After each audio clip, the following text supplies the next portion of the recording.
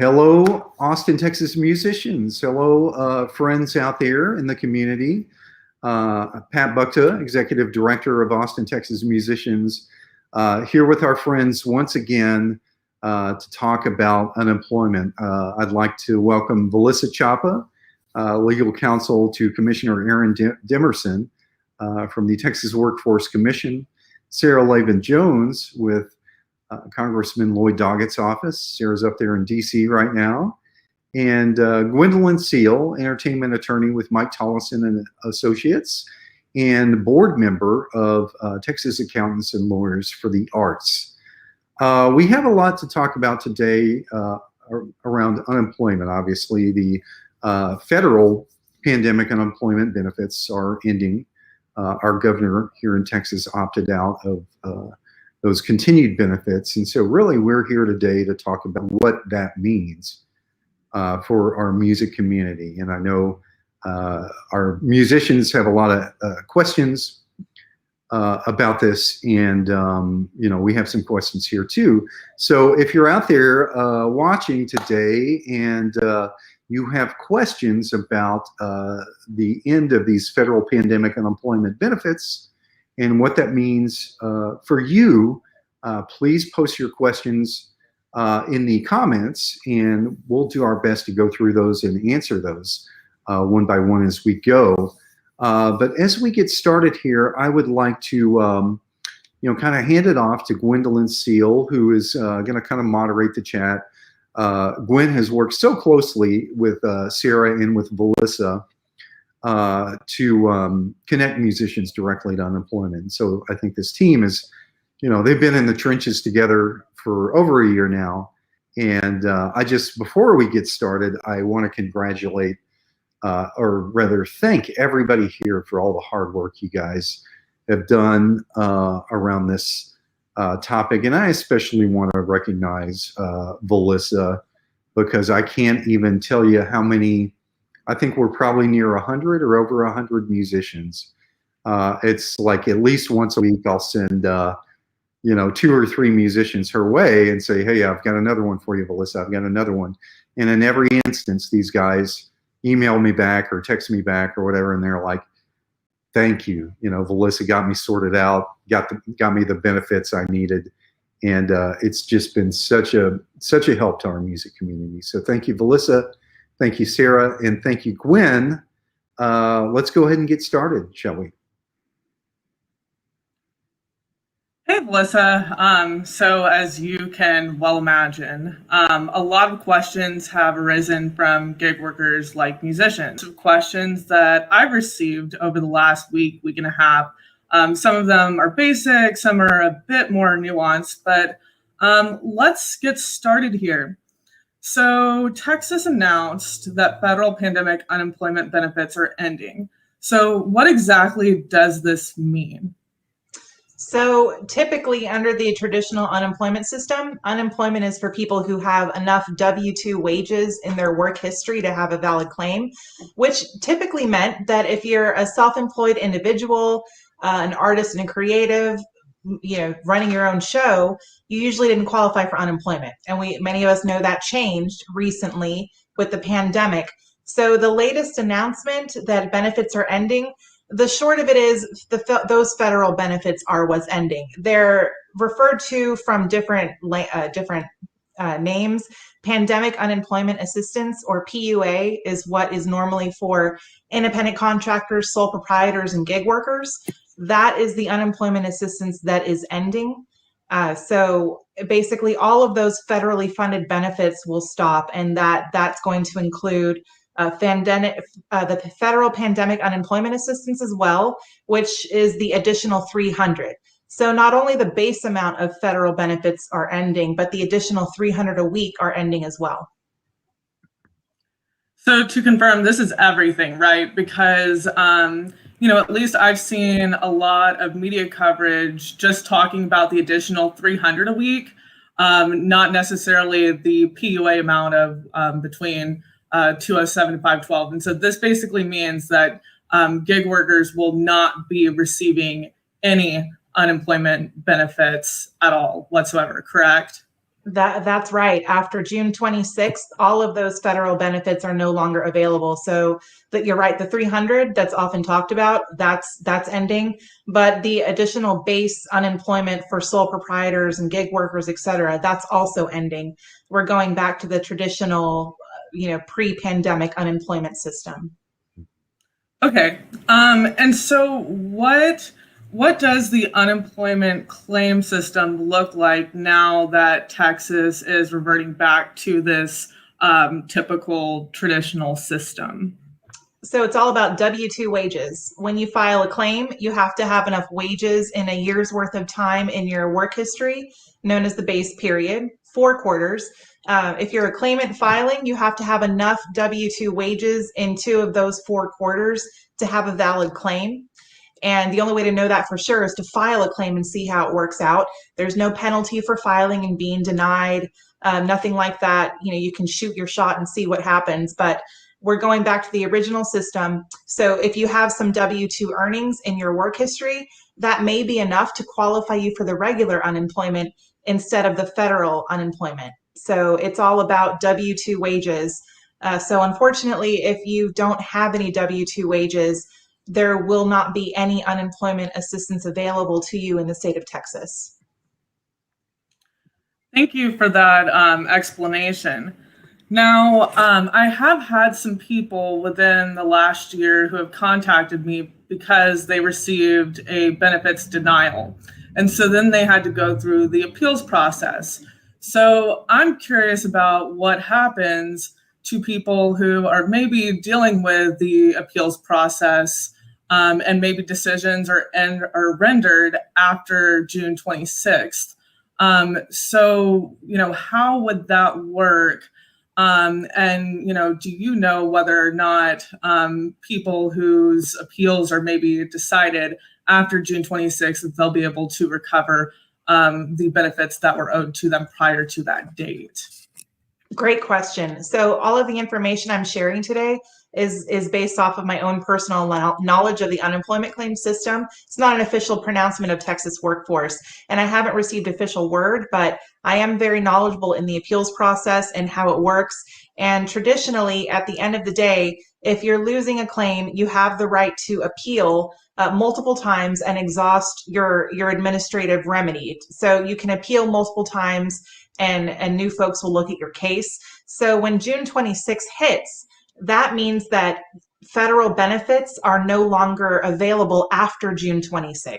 But if you've appealed a case where you're battling unemployment claims for payments maybe in January, February, March, before the 26th, you could, in my opinion, you should still be entitled to those benefits if your case gets reversed in your favor. So I guess the point is after June 26th for the weeks following, no more federal benefits. But if you're battling benefits that you're seeking before June 26th and you win, you should be able to receive those payments. That's what we were doing last year too, when the system changed from 400 to 300, and it's kind of the same deal. So I expect that to be the same situation now. Okay, yeah, that makes sense. Would you mind kind of briefly explaining the appeals process and, what the approximate timeline looks like, if any? Because that's a question that sometimes I get, like, oh, I filed an appeal. How long does it take for the decision to, be rendered? So I'll talk about the process first. Usually there's a bunch of different issues or hurdles that I like to call it when you're filing for unemployment. You got to get over every hurdle to get to that finish line. So if you're appealing one of those hurdles, one of those issues, then you have multiple opportunities to appeal. So you'll get a determination that says, hey, you lost. If you want to appeal, here's how you do it. Here's where you send it. Here's the deadline. TWC doesn't hide the ball. So you have to appeal the case to move it up to the next level. But as far as how long the appeals take, typically it would take about maybe 6 weeks. Unfortunately, because of the pandemic, the agency was slammed with tons of claims. I think for about 3 or 4 months straight, we were doing a year's worth of claims every month. So at least when December of last year was happening, the delay was taking months, and that's just kind of that's what it was, because there weren't enough resources to handle all of these cases. There were so many. The agency did hire a ton of people, train them very quickly, but of course, a lot of these issues, and especially because some of these laws are new, it led to a lot of nuanced cases that do require a little bit more expertise. And it's hard to make someone an expert in a couple of months. So unfortunately, it has been taking longer. As far as an exact time frame, I cannot give you that. It just really depends on the department and what they're doing to increase their productivity. But I would say that it is, sometimes we're hearing it's taking several months to get back a notice on it. Thank you for that explanation. Now, I got a question earlier this week from a gig worker who said that her gigs had been terminated within the last few weeks. And so she had apparently applied for benefits and had been receiving benefits throughout 2020. But then come 2021, some gigs came up, and so she was able to, start working again. And so she was not requesting benefits. So now, since she's at a place where, again, her gigs have terminated, is she now in a position where she has to reapply for benefits, or can she just kind of go back into her account and request benefits payments until June the 26th? So it depends, but to clarify that, when you file a claim, it's open for a calendar year. So if you go back to work and stop working and you're still within that year, you would go in and just file your claim certifications, request payment, and then TWC would notice, oh, you weren't requesting benefits, now you are. There's a new job separation. Let's get that ball rolling. So that's how that typically works, to my understanding. But if it's outside of that claim year, then you would file a new claim. Either way, you can contact TWC for assistance, and we would be happy to guide you through that process. Great, thank you. Now, some self-employed workers have received their second PPP draw. And so I'm wondering if it would be possible for those self-employed workers to delay using their PPP funds until after June the 26th, because to my knowledge, I believe you have 24 weeks to utilize PPP draw monies. Well, that sounds like a possibility. If they have not exhausted their unemployment and they can still file their claim certifications every 2 weeks, they're being honest in their responses, and they're still eligible, by all means, if unemployment, if they're rightfully entitled to it, there it is. And if the PPP loan funding allows them to start those payments later, then that might be a course of action to pursue. Again, it all comes down to filing those claim certifications and answering the questions. And if you're eligible, then there you go. And then you could maybe defer on your PPP. Thank you. Oh, Patrick, I believe you are muted. Fair enough. Thanks, guys. Before we move over to Sarah, I would like to maybe answer some of the questions we have coming in. And I've got a couple from Chase Frank in our group. We'll put these up. If we have a set amount from Texas, will that be something we continue to receive? And second question, how do I report royalties versus income? Great question. So I can answer the first half of that. If you're currently qualified for Texas unemployment, I think the minimum is about 70 and the max is about 521-ish. I know it just recently changed. If you're still eligible for Texas unemployment, then you should continue to receive benefits if there's been no change. The federal benefits is all that's ending.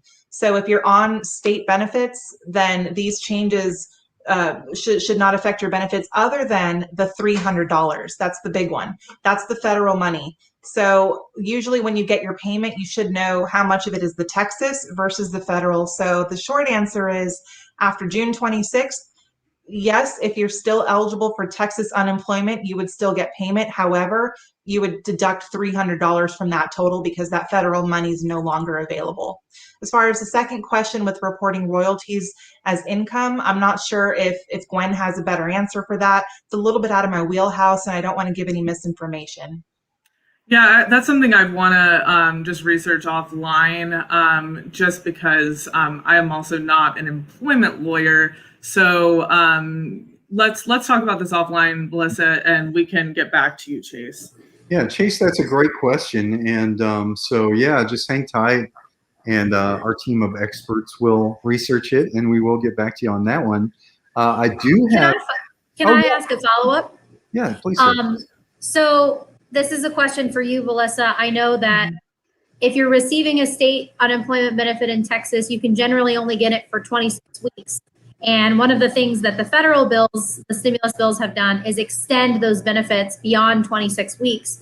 So if I'm receiving a state benefit and I have already received it for 26 weeks, will I also lose unemployment assistance from the state? So my understanding is that extended benefits, EB, is tied to state matters, not federal. And I have not heard of extended benefits themselves ending. I've heard of PUA and PEUC. I'm not 100% sure on that. I may need to do a little bit of research for you, Sarah, but I'd be happy to do it. But right now, I haven't heard about extended benefits ending the additional 13 weeks. So as far as the additional weeks that were provided through federal law, yes, that would end. But once you exhaust those additional pies from the federal pie, then you can get those extended benefits from the state. And I think that state pie still may be in effect. Okay, great. So that Not would 100% be sure, but yeah, no, that's totally fine. I'm not putting you on the spot. Just trying to make sense of all the weeks. So 26 weeks. I'm just thinking about people who've been getting unemployment for a year, right? And they still haven't been able to come back to work. So they will have exhausted 26 weeks plus that additional 13 weeks for extended benefits. And so I think the idea of the federal law was for those folks, providing them an additional cushion with additional weeks all the way through September. So I guess again, we're going to have to figure out the exact answer, but it sounds like if you've exhausted the 26 and then the additional 13, even if you have state benefits, there's a chance that you're going to lose your benefits as well. Maybe you may have exhausted your benefits, but then you may have entered a new claim year, depending on the day. So if you could file a new claim and kind of start all over. So okay. Yeah. So it just kind of depends. You have sort of a year to eat this pie. So yeah, I think that could be a possibility. A lot of those cases are really detail sensitive. So it's hard to give one answer because when I look up a case, the dates they filed, the claim date, when the benefits ended, all of that changes. And so for some folks, and I've seen them wait maybe a couple of weeks and then it's a new claim year and they'll try again. But then of course, when you file a new claim, keep in mind the W-2 wages are going to be relevant to determine whether your claim is valid. Okay. This is super helpful. Thank you so much. Excellent. And before we move on, I do have one more question. Again, from Chase. What is the threshold minimum for W-2 wages? That is a mathematical formula to which I am ignorant. I think it's tricky. But Chase, what I would like for you to do, or for any of you watching who have these questions and need to speak to an expert, please email my office so that we can answer your questions and get this done and give you more guidance that you can look at. So the email address is employerinfo@twc.state.tx.us. Yeah. And I'll say it again, and I think Pat's probably going to put it there. Yeah, employerinfo@twc.state.tx.us. A lot of these are really great questions and very nuanced, and I want to make sure that you're getting the most accurate information possible. So if we can't answer it today, send us an email, and we'll get you to the right people who can take care of it. I actually had that banner ready to go. It seems like maybe we've done this before. Good. Well, thank you, Velissa, and I think let's move on I'm going to keep that scrolling down there. So if you guys need, have some questions for TWC and Velissa, you guys definitely take advantage of that email listed below. Let's move on to some questions for Sarah Laven-Jones, Senior Policy Advisor with Congressman Lloyd Doggett. And why don't we, we'll dig into these now. Sarah, first question, how is it possible for Governor Abbott to cut off federal unemployment assistance early? How did this happen? Yeah. Great question. I think, unfortunately, though his decision to end the benefits early was within the realm of possibility, unfortunately, it's creating impossible choices for a lot of folks who were expecting to receive this assistance through September, as Congress intended in the way that we wrote the bill. Mm-hmm. Absolutely. So the way that the federal support for unemployment was written in the bill is sort of like a partnership between the Department of Labor and the workforce commissions, because as Velissa explained, the Texas Workforce Commission prior to the pandemic were the main organization that was doing everything related to unemployment, and that employment assistance was paid for with state dollars. Of course, when the pandemic hit and there was an unprecedented amount of people on unemployment, the federal government stepped in to make sure that the modest amount, frankly, that folks get from the TWC could be increased and that it could be extended for a number of weeks. But in order for that to actually happen, the state agencies, in our case, the Texas Workforce Commission, has to actually enter into an agreement with the Department of Labor and say, yes, we're going to accept this federal money and we're going to use it to do XYZ thing. So basically, it wasn't an automatic thing. Texas had to agree to do it before they could draw down the money. And part of the intention with that was we wanted to make sure they were also agreeing to get out the money in the way that Congress intended before we just wrote them a big fat check. So it was, unfortunately, that did give the governor's discretion to therefore make the decision that, we're not going to extend the benefits all the way through September 6th. We're going to end them prematurely in June. And, frankly, at this point, there's been 22 governors, I think all of whom are Republican, who've decided to do this. And so, it's just a huge shame, especially considering all of the money that Abbott has chosen to cut off to folks was 100% being paid for by the federal government. Yeah, absolutely. You bring up some great points, Sarah, and I'd even underline the fact that now we are losing these benefits just on the local level. It's so important that the ARP funds that we just got from Counsel to agree to bring $10 million into the music industry, and we're making the same argument to the county right now. It's so important that we get that money out in a very timely manner, because our musicians aren't fully back to 100%. I know we're reopening venues, but it's going to be a while before everybody's really making the kind of money they were making pre-pandemic. Right. Yeah. The other frustrating thing is, this false notion that unemployment assistance is keeping people from going to get a job. What's keeping people from going to get a job is either there isn't a job available. The idea of getting people back to work is not taking absolutely any job. It's about getting them a job that matches their skills. That's how we build our economy. And in the meantime, we need to make sure that people can feed themselves and their families, and that money goes right back into our local economy. So not only are you hurting workers, but you're hurting our local economies by, pulling out the rug out from underneath folks. So yeah, across the country, the impact of these 22 plus governors doing this, 3.6 million Americans are going to have their unemployment assistance slashed, and 2.7 million of those workers are going to have their benefits entirely eliminated. Wow, that is intense. Well, let me ask you this now: is Congress considering any legislation that would make permanent some of the unemployment assistance established during the pandemic? Including unemployment assistance for gig workers who are now ineligible to receive any assistance in Texas. Yep. So I think what makes providing unemployment benefits for gig workers challenging is how does it get paid for?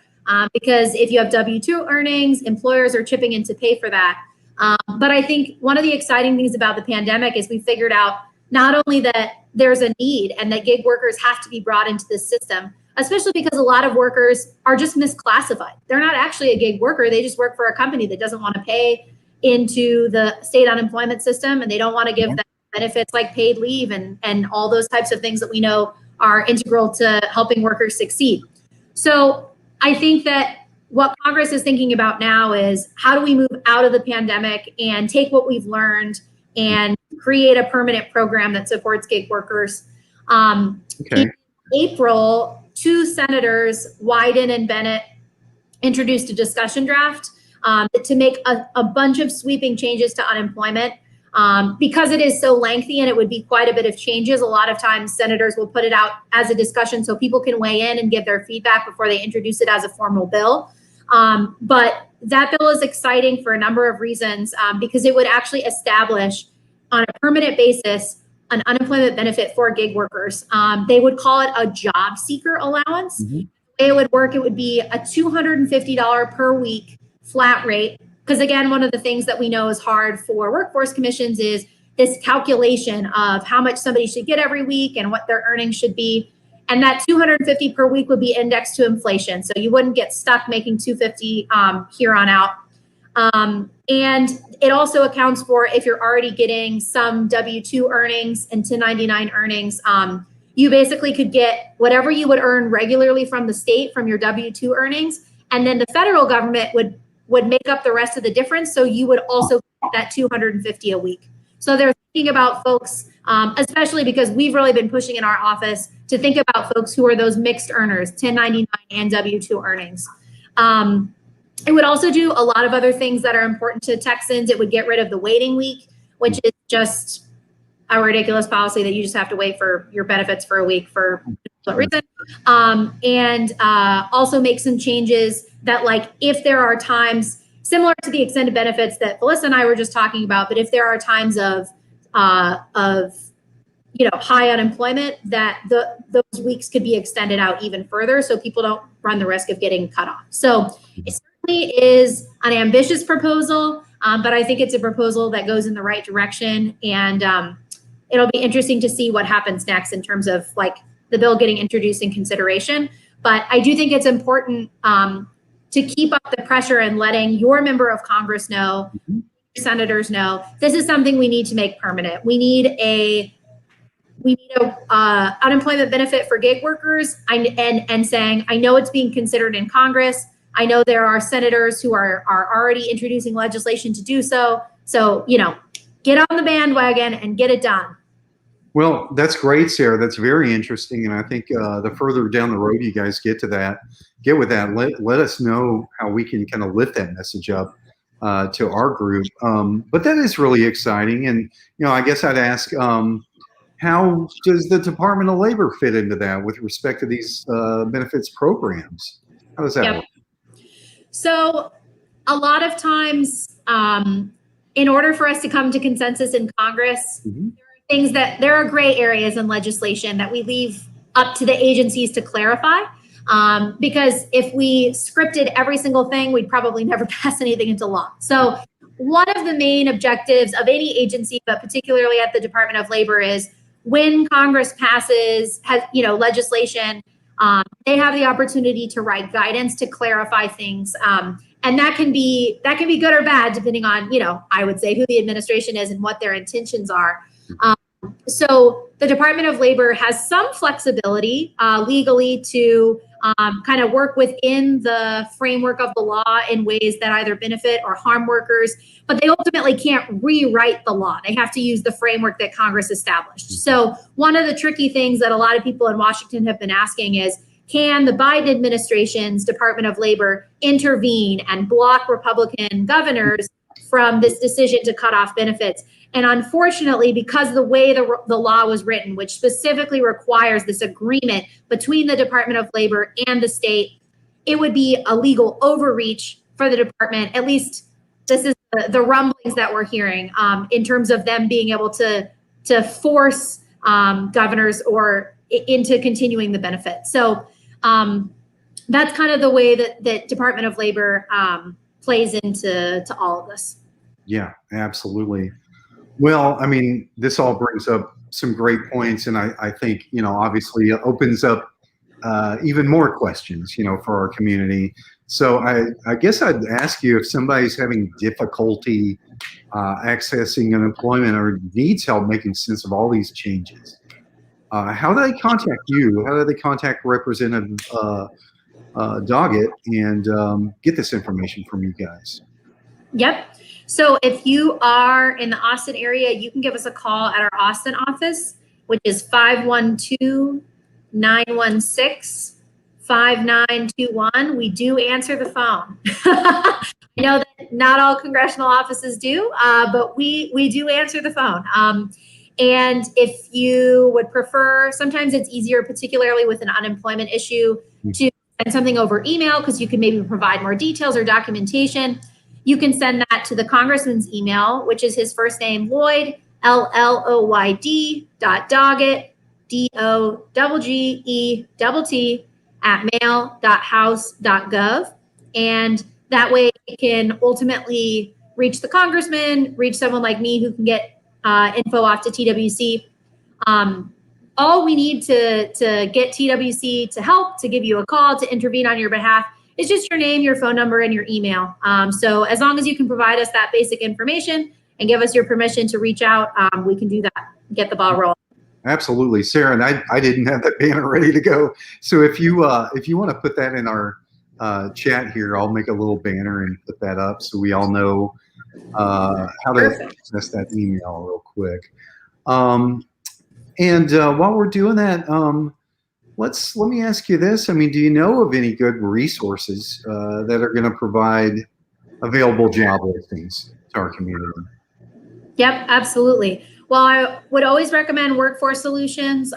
They were on call with me before. They've, and you guys posted them, and I know they do a lot of great work in our community to help connect folks with employment opportunities. And TWC actually, and Velissa can talk about this too. I know they have support for job seekers on their website, and I know that they have a portal where you can look for jobs.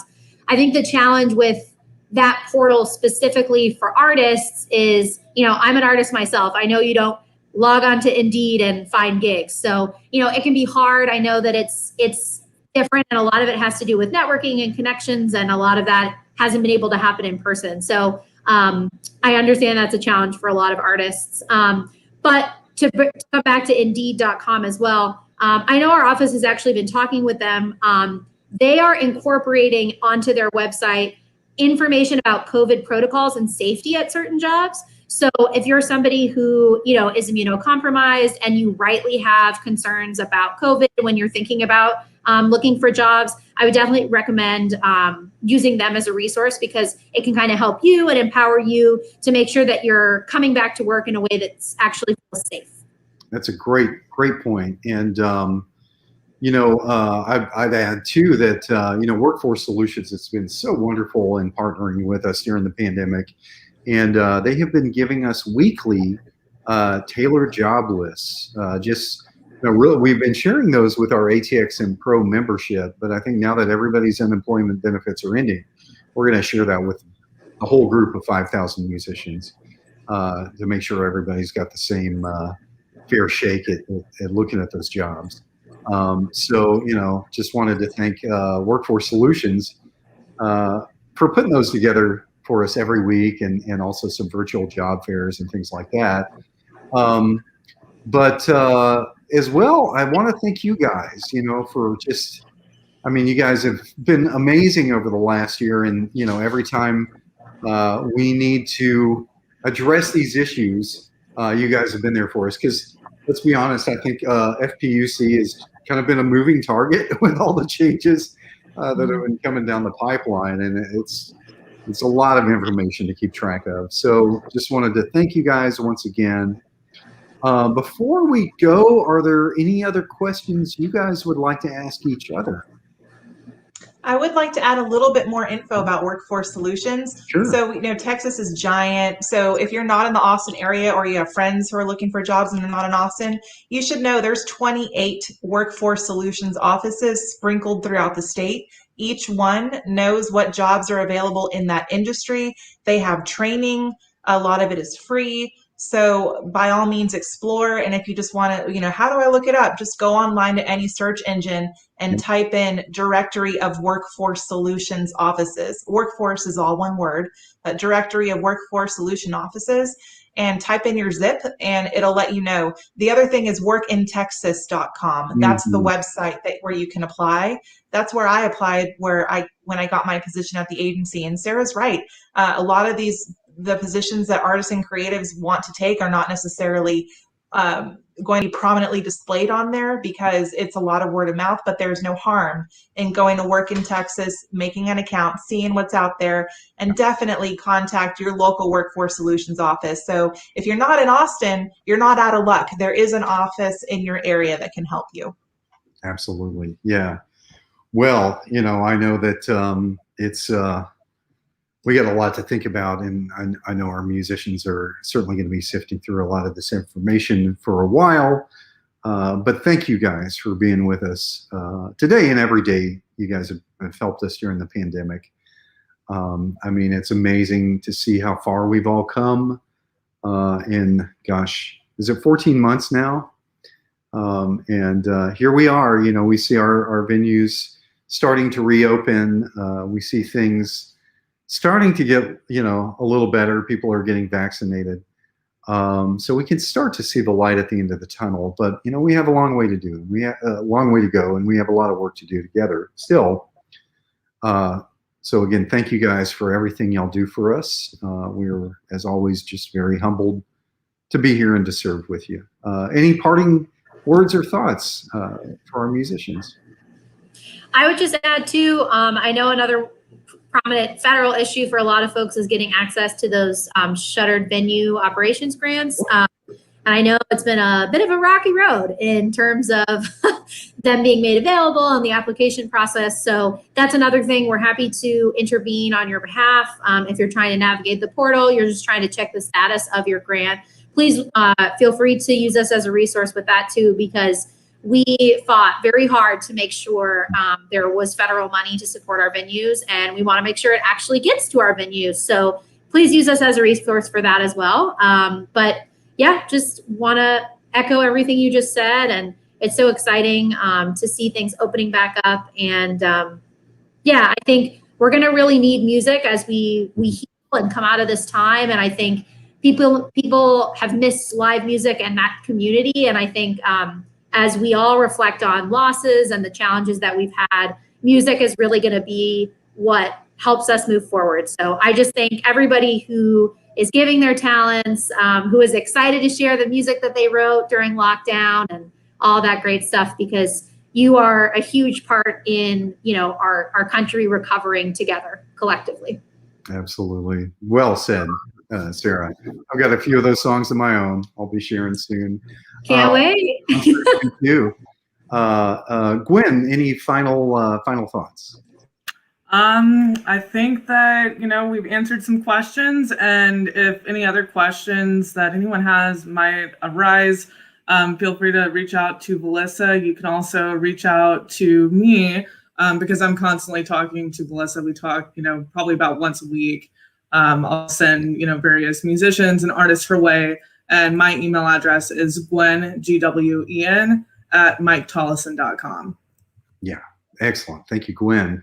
Velissa, any closing thoughts you want to share? Just it's been an honor to be able to help anyone who needs help, and I feel like what I've done is just not enough. I want to do more, but I'm just forever grateful that I could help people in some way. And when I say email us if you need assistance, I mean it. We may not be able to give you the straight answer or file your claim for you, but we can get it to the people who can get that done for you. So we seriously encourage you to reach out if you need help. Contact Sarah or myself. Or, we are here to assist. And we just want you to know as much support as we can give you, we're going to give it to you. So, come out and let us know that you need some help, and we will be there. Absolutely. Well, thank you again so much, guys. And yeah, I'll just echo that. I mean, we're here to help. We're here to serve you guys. You know, all you musicians out there who are watching and who have, you know, questions about what's coming, let us know. And I think our team here is always going to be happy to help. So again, thank you guys for everything you do. And I hope to see you in real life very soon if we can. Thank you all and have a great day. Have a great weekend, and we'll see you soon. Thanks so much. Thanks. Bye. All right. Nice work, guys. Excellent. Oh, we're still live. Oops.